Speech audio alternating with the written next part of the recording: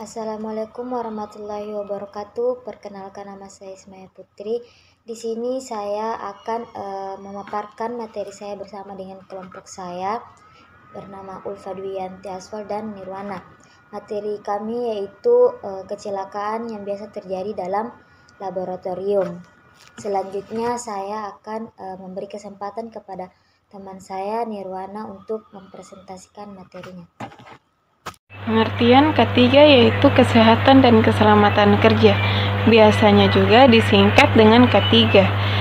K3 adalah suatu upaya gunanya mengembangkan kerjasama, saling pengertian dan partisipasi efektif dari pengusaha atau pengurusan dan tenaga kerja dalam tempat-tempat kerja untuk melaksanakan tugas dan kewajiban bersama di bidang keselamatan kerja. Dalam rangka melancarkan usaha produksi, melalui pelaksanaan K3 lingkungan kerja ini diharapkan tercipta tempat kerja yang aman, sehat dan bebas pencemaran lingkungan, sehingga dapat mengurangi atau terbebas dari kecelakaan kerja dan penyakit akibat kerja. Cara kerja K3 yaitu bertugas untuk menjamin dan melindungi keselamatan serta kesehatan tenaga kerja yang akan melalui berbagai upaya keamanan pekerja yang akan membuat suatu proyek dengan mengikuti peraturan yang terdapat dalam K3 dan tidak akan merugikan pekerja.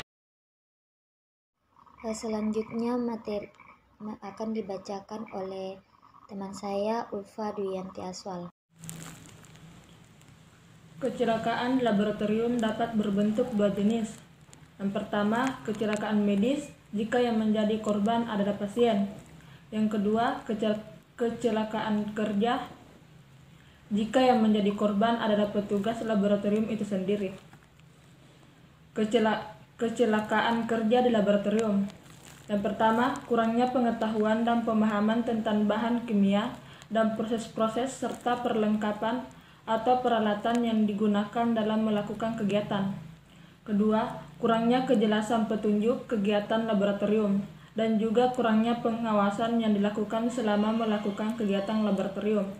Ketiga, kurang atau tidak mengikuti petunjuk atau aturan-aturan yang semestinya harus ditaati. Keempat, tidak menggunakan perlengkapan perlindungan yang seharusnya digunakan atau menggunakan peralatan atau bahan yang tidak sesuai. Kelima, tidak bersikap hati-hati di dalam melakukan kegiatan. Upaya mencegah kecelakaan di laboratorium. Yang pertama, mengetahui sumber-sumber bahaya pada laboratorium. Yang kedua, mengetahui teknik penggunaan alat-alat laboratorium. Yang ketiga, mengetahui teknik penggunaan peralatan keselamatan kerja. Yang keempat, memiliki alat keselamatan kerja disesuaikan kebutuhan laboratorium. Yang kelima, memperhatikan label atau etiket pada botol wadah bahan kimia. Biasa terjadi di laboratorium. Contoh yang pertama seperti terpeleset. Ini dikarenakan lantai yang licin. Terpeleset dan terjatuh adalah bentuk kecelakaan kerja yang biasa terjadi di laboratorium yang akibatnya jika ringan ia akan memar, jika berat ia dapat menimbulkan fraktur, dislokasi, memar otak dan lain-lain.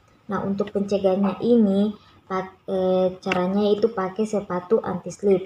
Jangan memakai sepatu hak tinggi, memakai sepatu dengan tali longgar atau berhati-hati berjalan di lantai yang dipel atau lantai yang sudah dipel.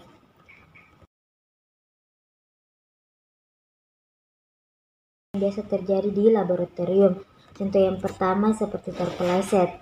Ini dikarenakan lantai yang licin. Terpeleset dan terjatuh adalah bentuk kecelakaan kerja yang biasa terjadi di laboratorium yang akibatnya jika ringan ia akan memar, jika berat ia dapat menimbulkan fraktur, dislokasi, memar otak dan lain-lain. Nah, untuk pencegahannya ini caranya itu pakai sepatu anti slip. Jangan memakai sepatu hak tinggi, memakai sepatu dengan tali longgar atau berhati-hati berjalan di lantai yang dipel atau lantai yang sudah dipel. Yang kedua, risiko terjadinya kebakaran. Risiko terjadinya kebakaran ini bersumber pada bahan kimia, kompor, atau bahan yang mudah terbakar.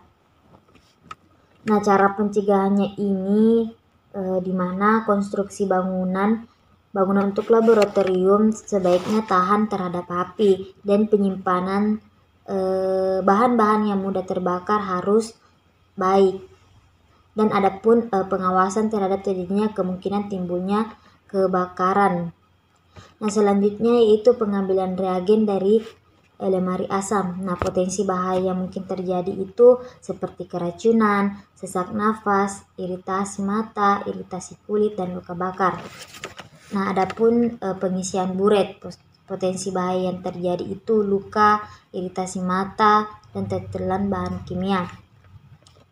Dari materi yang disampaikan yaitu di mana sumber kecelakaan laboratorium diantaranya kurangnya pengetahuan dan pemahaman tentang bahan-bahan kimia, kurangnya atau tidak tersedianya perlengkapan keamanan dan perlengkapan perlindungan kegiatan laboratorium. Jadi sebaiknya dalam suatu laboratorium harus tersedia perlengkapan keamanan agar dapat memudahkan kita untuk atau mencegah terjadinya kecelakaan dalam laboratorium, serta harus meningkatkan pengetahuan dan pemahaman tentang bahan-bahan kimia atau potensi terjadinya kecelakaan dalam laboratorium, sehingga bisa meminimalisir terjadinya kecelakaan dalam laboratorium.